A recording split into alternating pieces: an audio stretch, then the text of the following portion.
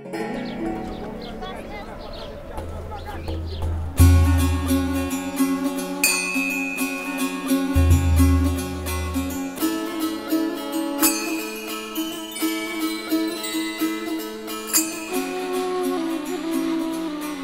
crois que la première fois où j'ai vu les Bouddhas de Bamiyan, c'était en 1976 ou 1977.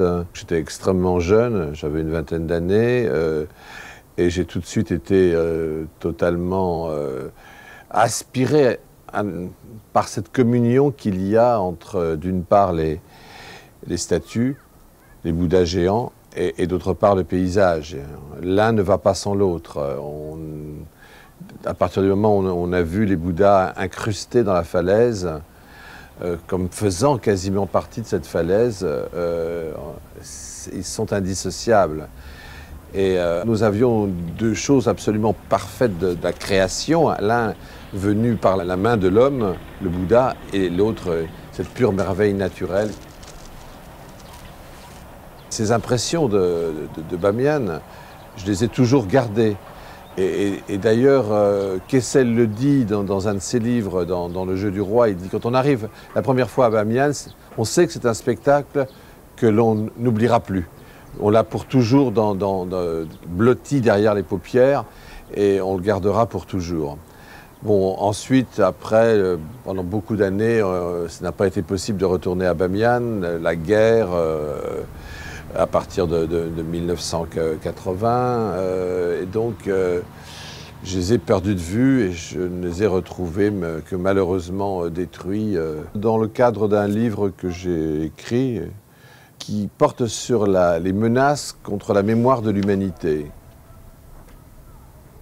J'ai tenu d'une part à revoir ce qui avait été détruit, d'autre part à parler à une des personnes qui a participé à sa destruction.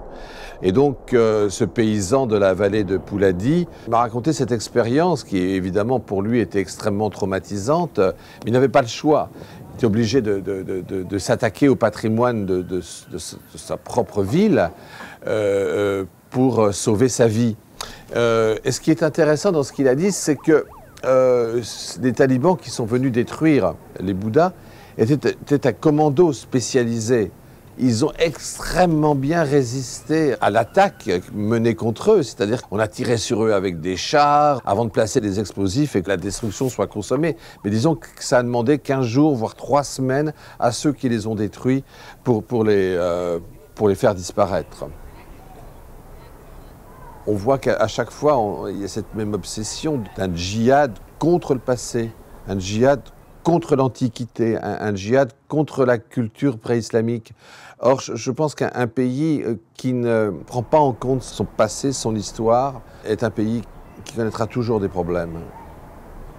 Regarder le passé comme il est, c'est regarder l'autre aussi comme il est. C'est ne pas considérer qu'un pays a une seule image, c'est pas simplement l'intérieur d'une mosquée comme les talibans voulaient que l'Afghanistan soit, uniquement à l'image d'ailleurs de l'Arabie Saoudite, où on a détruit également tout le passé antérieur de l'Arabie Saoudite. La ruine symbolise un événement historique très, très important. La destruction des Bouddhas fait partie de l'histoire de l'Afghanistan, comme les Bouddhas eux-mêmes ont fait partie de l'Afghanistan. Et je crois qu'on ne doit pas trafiquer la réalité. La destruction des Bouddhas était une tragédie et je crois qu'il faut garder intacte la tragédie.